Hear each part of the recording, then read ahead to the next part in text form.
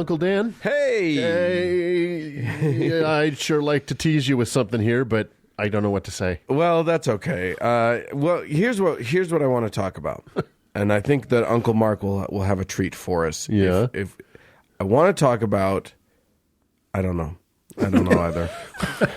Well, you know what, guys? We're going to have a lot of time to talk about it. Here's what I want to talk Night about. at the Improv here at the How to Heretic. What I want to talk about is Mark, right before we start recording, saying, hey, don't give away the whole blank thing about my upcoming segment. And go. And go. And then we go, And since it's a one-word thing, good luck. yeah, exactly. So, Yes, so- hey, Mark, what the fuck are we talking about? Over to you, Uncle Mark. Well, I set you guys up for some real success there. So, yeah, it's bad night at the Improv here on How to Heretic. So, let's get to it. Guys, I want to talk about things that are long, and I'll pause for you two to make some kind of dick joke here. Boing. Things that take a lot of time. So, you guys read books? Do you like books? Are those things that sometimes they make I'll take that as a out no. of? So what's a really long book? How about War and Peace, which is Leo Tolstoy's archetypal doorstop? It's 1,440 dense Russian pages, pretty long. God. Yeah. Or how about Infinite Jest, my own literary Waterloo? It's a thick 1,104 pages. Wow. But that's nothing, guys. The novel Devta by Muhyiddin Nuab is 8,180 pages. Oh, come on. What a jerk. Don't be a dick about it. Seriously, dude. And then when it's done in 2024, the novel Ven Marasu by Jehamohan is expected to top out at 25,000 pages. My God. Reading that would take like forever, right? So, okay. You don't like books. How about the longest movies ever? Well, we've all seen some long-ass movies.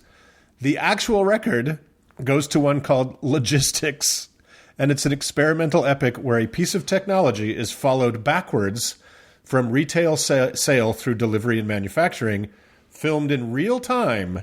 You'll want to have a good pee before you take your seat because it's over 35 days. Yes, days long. So that's obviously insane. Wait, what's the piece of technology?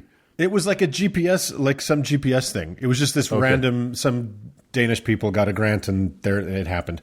So that's crazy. Wow. How about more familiar works? Well, Andy Warhol made an unwatchable, weird film about two parents being attracted to their own son called Imitation of Christ, and that's a slim 8 hours. There's more commercial films you may have seen that can still be unbearably long, like The Best of Youth at 6 hours, 1927's Napoleon at 5.5 hours, Yikes. Fanny and Alexander at 5. Like 5 hours would be impossible for almost anybody to sit through. 5 hours in a seat in a theater, no intermission.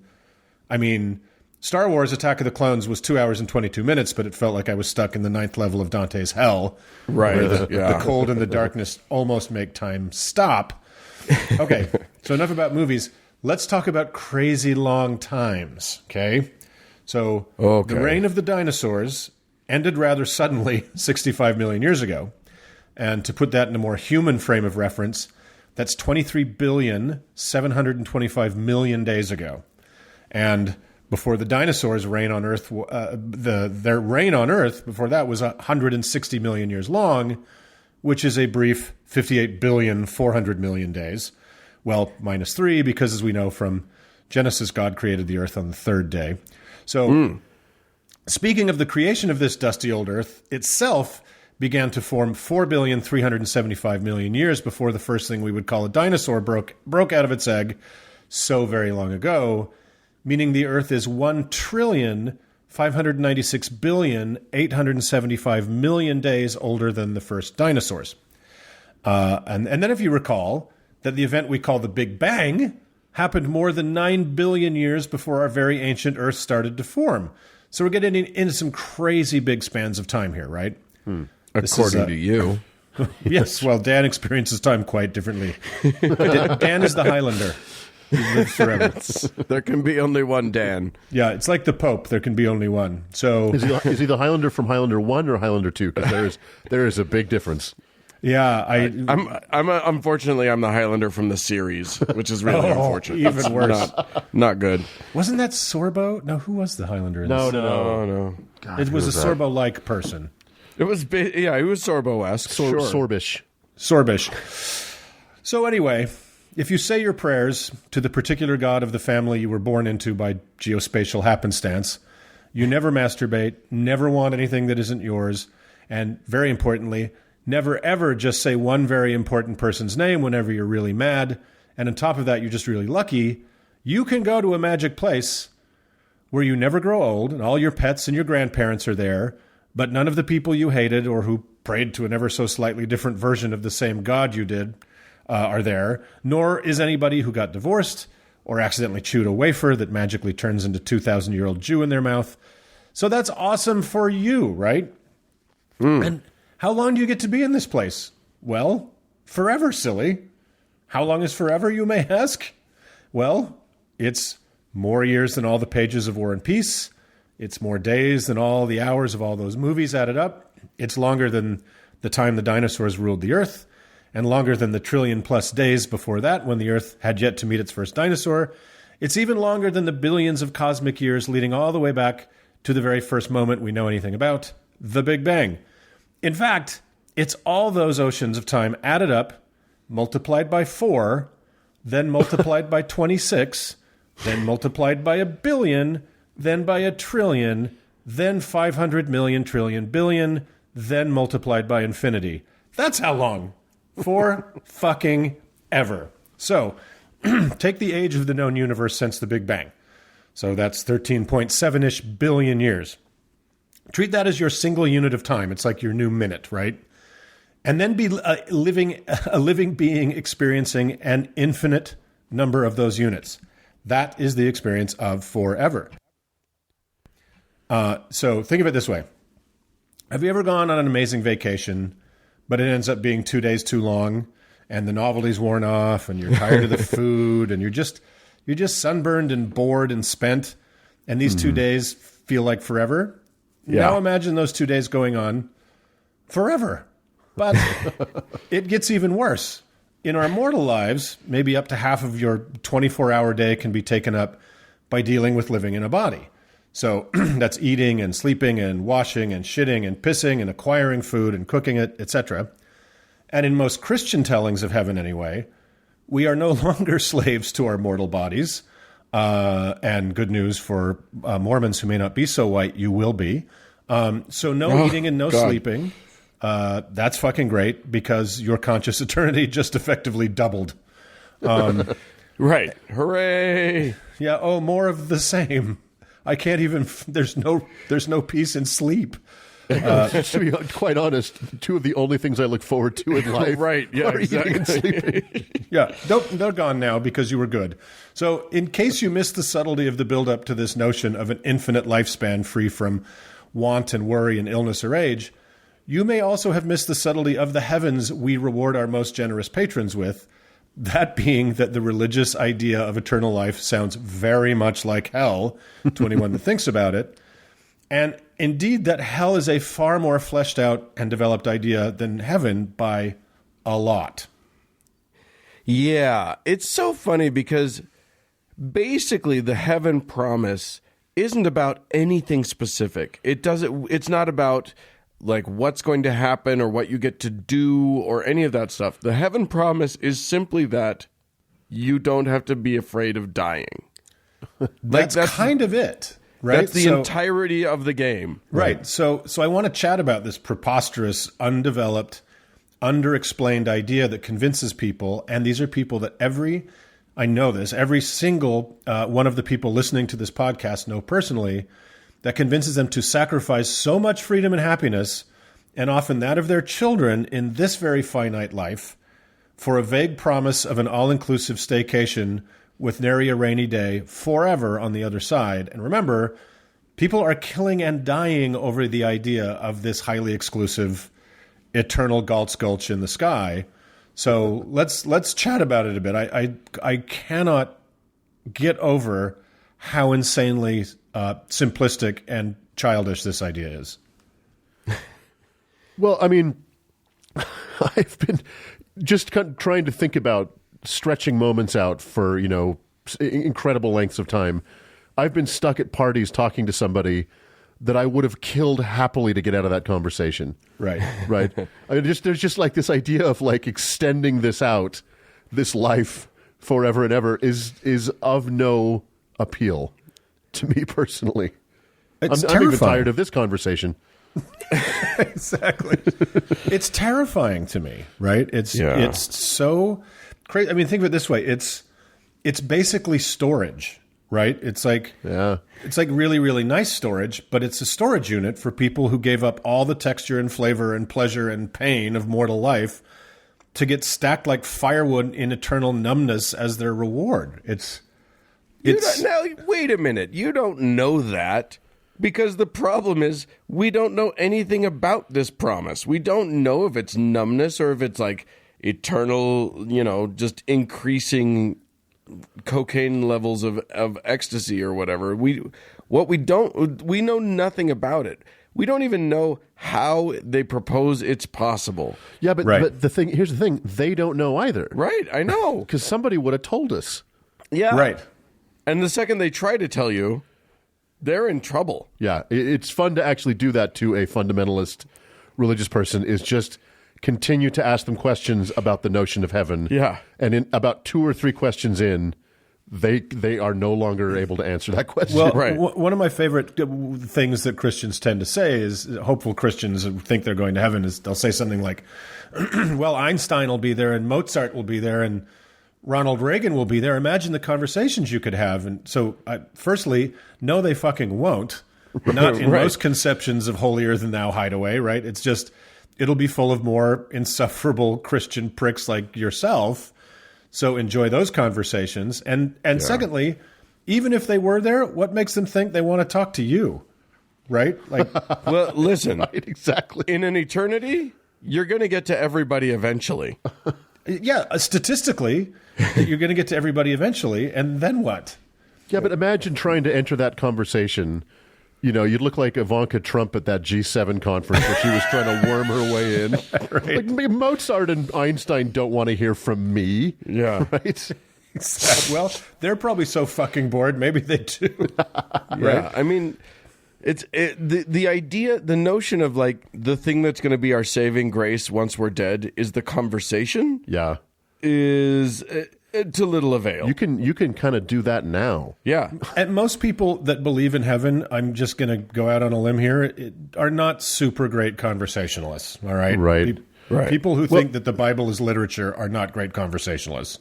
Well, and I'm sure this point is self-evident, but we only really experience joy about a thing because we can and have experienced its opposite.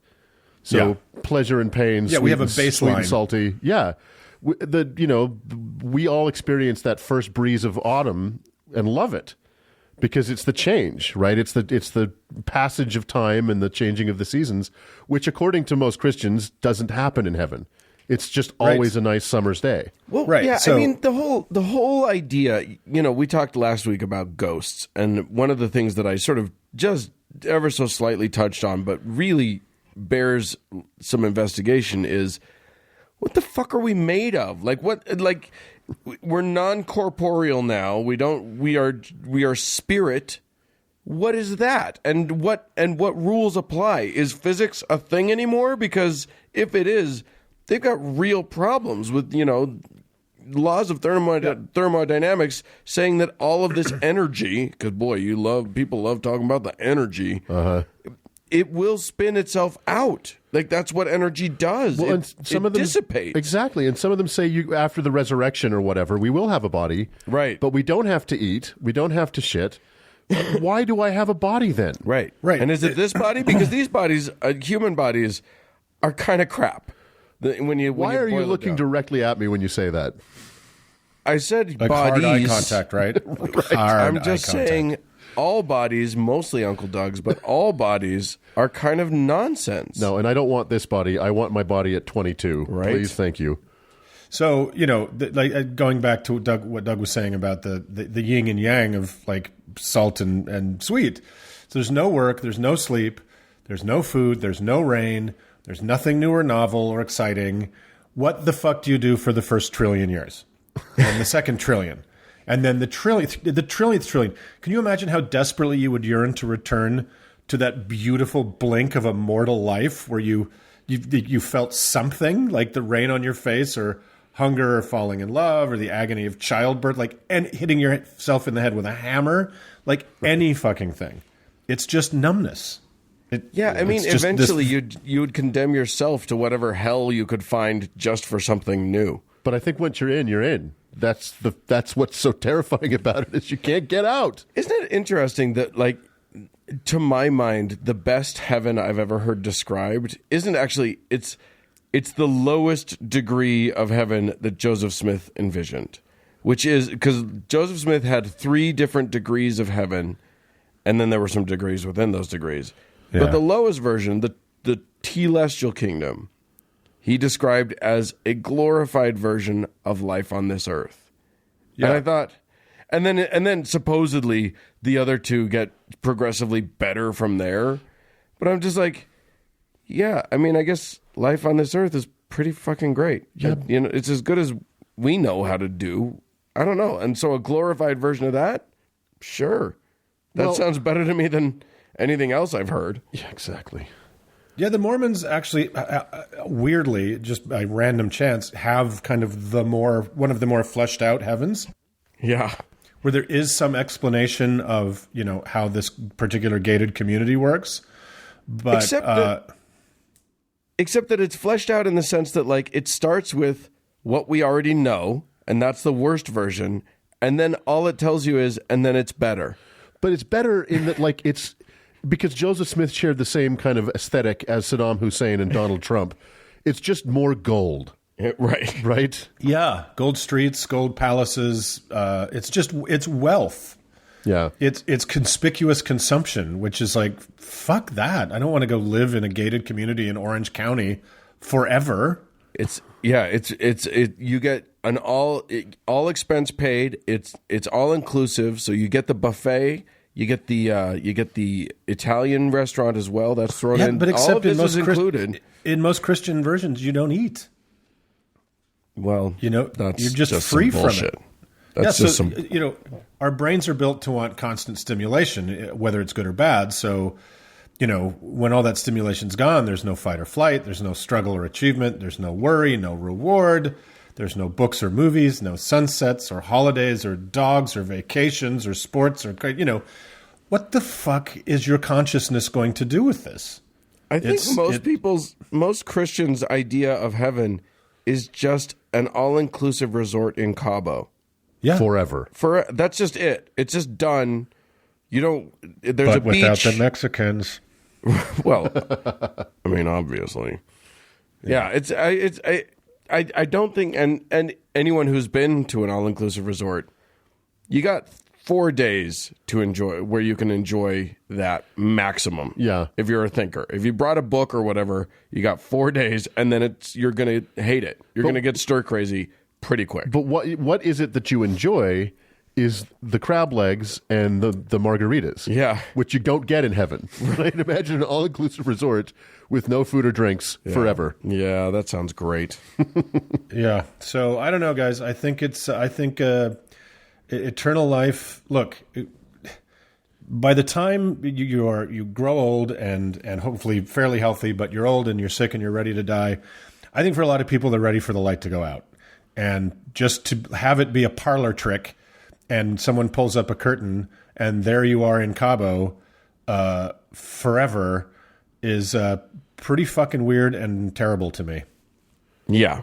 Yeah. So I mean, it's like someone sometimes says on the show, you only get one life that we know of, so you'd better make the most of it. That's right. It's the truth.